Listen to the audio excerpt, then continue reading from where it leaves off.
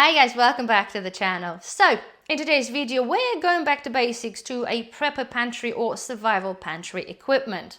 For the past few months, I've been getting emails and messaging of you asking certain things, certain questions about the equipment and how to use that and what should you have. Because many of you just recently joined the channel and you are just starting out your prepping journey and you kind of find this a little bit overwhelming and a little bit confusing because there are so many things out there that we're telling you that people should have. So I thought it'd be a good idea to kind of bring this video out to you, show you the equipment I have and why do I have this. First of all, it's very important to understand, guys, that you don't have to have all of it or any of it. As a prepper and many preppers are just quite happy to pop into the shop, pick up some tins with the meat, the vegetables, that kind of thing, pick up some dry goods like rices and pasta, put them in the back of your pantry, and that's that. And this is absolutely fine. There's nothing wrong with that. But there are people like myself and a lot of you that are trying to be a little bit more self-sufficient. You know, I have my own chickens. I try to grow as much food as possible. And to me, it is very important to be able to have the equipment so I can preserve the foods that I grow. First of all, again, there's nothing wrong with growing your own food and then freezing that. This is absolutely fine. But as an emergency preparedness, we've got to consider that sometimes electricity might not be available for a long period of time. So having food preserved by a different means, it's a very good idea. So in today's video, I'm going to go through the equipment that I have. I'm going to tell you why I've chose it and what to use it and how to use it and basically what benefit that could possibly bring to your prepper pantry. So guys, without further ado, let's kick off with the video.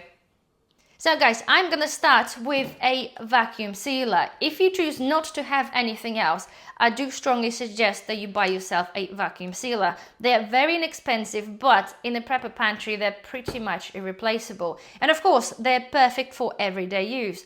First of all, not even in the prepper words, but you can actually vacuum seal your meat before putting this in the freezer. A, it will save you space.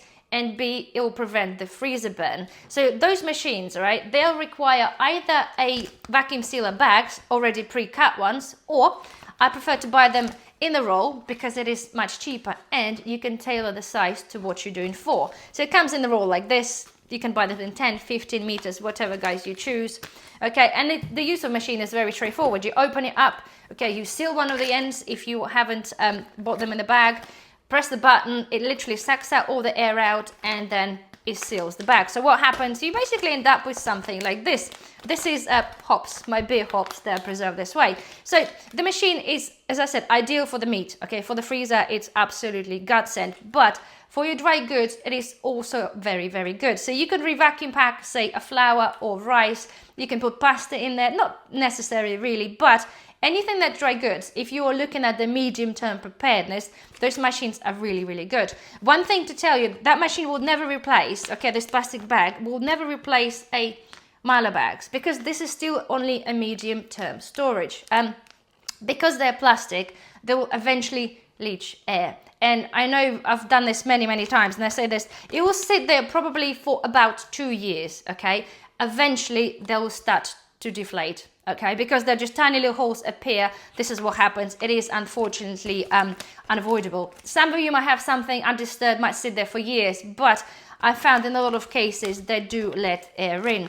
When you do use those, you do not require to use the oxygen absorber. It's just pointless again for the reason of when the air leaches in there. It's just absolutely no point. But nonetheless, for your short-term, medium-term preparedness, having that machine, it's a good one. So if you do want to prolong the life stay of your rice or flour, put it in there, seal that, you gain yourself an extra couple of years on the top of the date. If we wanted to push this further, then guys, we migrate into a Mylar bag. So here I've got 1 kilo of rice. Okay, that's been milered on the 8/24.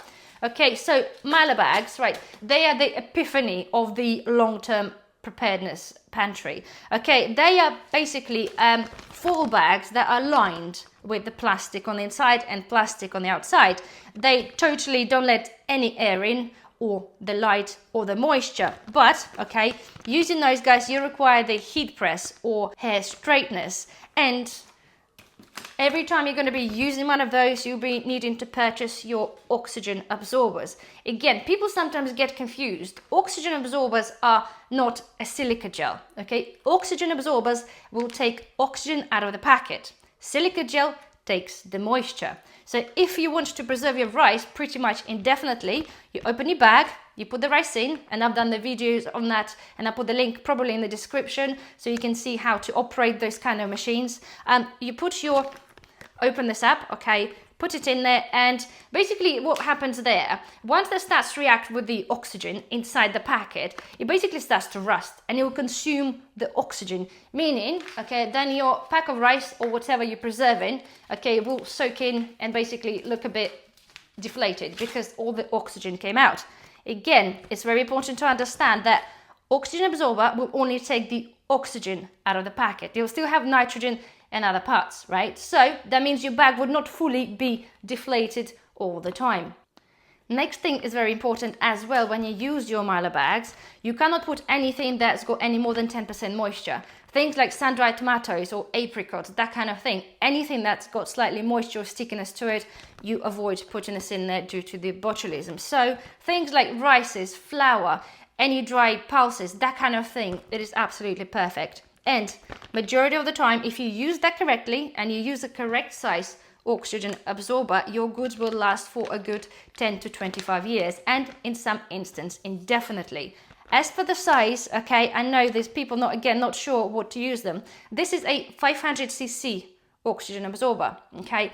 That 500cc will take oxygen out of approximately 5-liter Milo bag, which is double size of that. So technically for a bag like this, you require approximately 100 to 200 cc oxygen absorbers, okay? And yes, you can combine and put, say, 100 sachets to make it 200 if you wanted to. There's no problem at all. And you can't overdo it. So if you do have 500 ones and you want to put this in there to guarantee that, you know, all the oxygen comes out, that is absolutely fine. So that's that. So long term, they're absolutely must, but do make sure that you do seal them properly.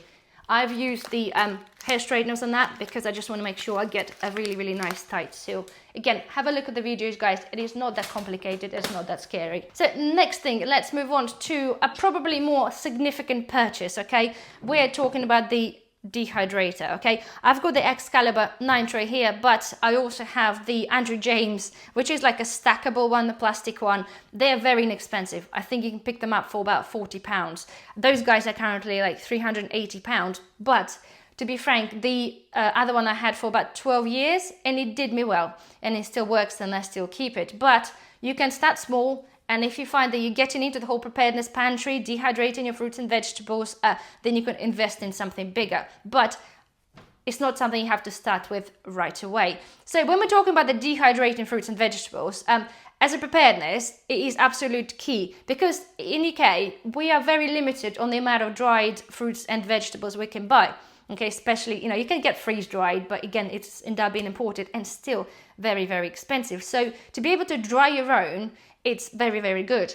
Do bear that in mind as well, guys. When you do dehydrate your own fresh fruits or vegetables, they retain like 99% of the nutritional value because it's fresh, you've done it yourself. Even if you purchase this from somewhere, nonetheless, okay, it will still retain the majority of the nutrients that were there, providing that they use the dehydrator correctly. And again, you might think, well, it's a bit weird. Well, what do you dehydrate? Well, you can pretty much dehydrate every fruit and vegetables. Again, I've done a video. If you have a look, I've got the playlist for the dehydrating things, and I've got a whole lot out to show you what you can dehydrate.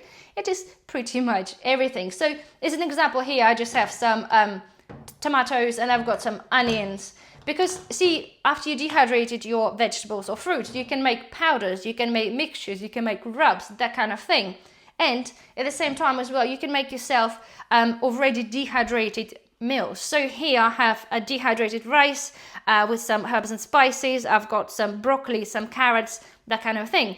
And the jar is sealed with the oxygen absorber inside it, which is the same, works by the same principle. Open up the jar, reuse jar, put that in there, and it'll suck the oxygen out, and it will last you for a very, very long time. If you didn't have that, if you're just going with the jars, you can buy attachments for those kind of machines or individual ones that can suck on the jars, but you do have to use the jars that got a 2-part lid. So nonetheless, right, I've done video on those as well. So you can see by just having dehydrator, you can sort of open up your horizon to having your ready-made meals. Okay, you can just, all you have to do, say with this fries, add on some hot water and you have yourself a meal ready. Okay, you can add on some dehydrated meat there if you wanted to make it a meat version. But rehydration of anything else, as literally as simple as adding on some hot water, let it sit there, it'll absorb the moisture back in there, and they'll be, not saying as good as fresh, obviously not, but it will be very, very good.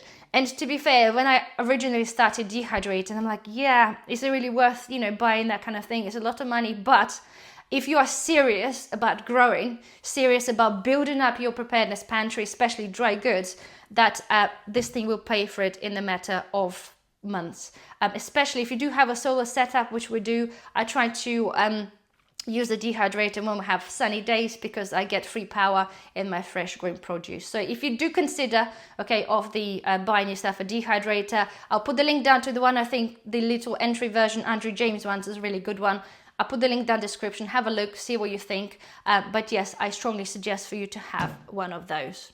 So next thing, again, this is now pushing the boundaries a little bit, and I appreciate it's not very common in UK for a pressure canners.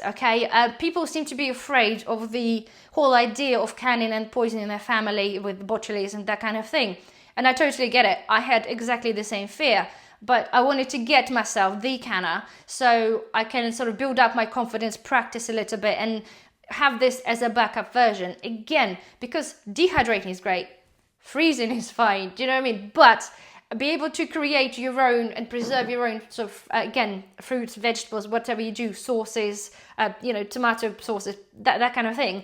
It is, again, it's pretty much indispensable.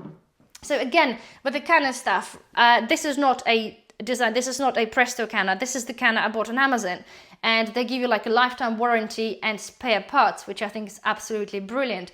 It's no different, it's aluminium, and I know there are some other digital canners, right? But I don't think they're really readily available in UK. But you got to understand that a pressure cooker is not a pressure canner. Yes, people do say, some people do put their jars in the pressure cooker, but you cannot control the PSI, which is the pressure that you need, nor that you will know 100% the temperature, that kind of thing. But on the pressure canners, they always have the temperature. Not the temperature, sorry, the power, the pressure that it builds up inside.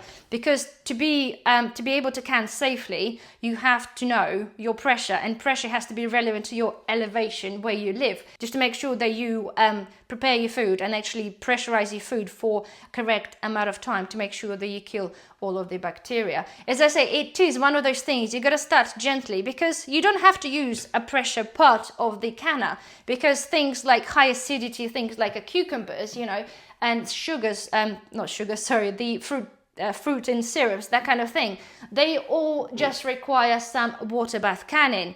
Water bath canning literally just means that you have your big pot, you put the water, bring the water to the boil, you submerge your jars fully, and then you process them for, say, 15 to 20 minutes, depending what you're doing. And then you think, so the reason, truly, guys, you can do meats, you can do fruits, you can do vegetables, you can make yourself pasta sauces, you can make tomato ketchup, which I've done. It's taken an awful lot of time, but it just opens up the whole different category of your food preparedness. The only thing, again, with the cans, right, generally people say they are safe to be on the shelf for, say, 2 to 3 years, but many people consume or try to rotate their canned goods on the regular basis to make sure that your tins or your jars, in fact, don't sit on your shelf for that long. But generally, myself, I wouldn't push, personally, this is my own thing. If I can this myself, I wouldn't want to push it past like 4 or 5 years, because, again, I'm just being cautious every time, and obviously if my family consumes that as well, then I want to make sure I'm doing this properly, and I don't want to overdo it. But nonetheless, the choice is yours. So long as you follow the recipes correctly, as long as your lids stay sealed, then you're absolutely fine. And again, I think it is a good one. If you're thinking again of seriousness of your food preparation, the pantry preparation, and especially for me originally, guys, there was going forward, if something to happen, like, not saying the economy, but that kind of thing, that will become indispensable. If we have very little access to tinned fruits and vegetables, in fact fresh ones, if we have to rely on ourselves to be self-sufficient, growing and preserving, then that thing will be absolutely a must. So next thing, okay, and this is, again, this is pushing boat a little bit, but we're talking about a still. And again, this is not electric one, this is proper one you put on a gas, so you can do this on a fire. Sorry, the same as with the pressure canner as well. Again, distilling, right? In UK, it's illegal to do alcohol, but we're buying this for distilling water or herbs, so we can get some essential oils out. Again, they're very inexpensive. We're talking about, I think, about £80. I bought one a couple of years back. So technically, it gives you a good option of purify water. You're basically distilling water. Again, it's not a must, totally not a must. But at the same time, you know, if things happening out there, we need to create certain things, certain lotions and potions that, again, those things are really, really good things to have. So that's that. This is my selection. Of course, as I said earlier, you don't have to buy all of them or any of it, but I think, you know, this is a kind of the bare minimum, less the still of the things you should be having if you're considering to, you know, preparing yourself for a emergency preparedness long term. But if you have to start somewhere, one of those wouldn't go amiss, and certainly some Mylar bag and oxygen absorbers. So there we are, guys. I hopefully have found this video helpful. If you've got any questions, of course, please ask. I'll try to answer them as quick as possible. And otherwise, well, thank you very much for watching, and I shall see you in the next video. Bye-bye.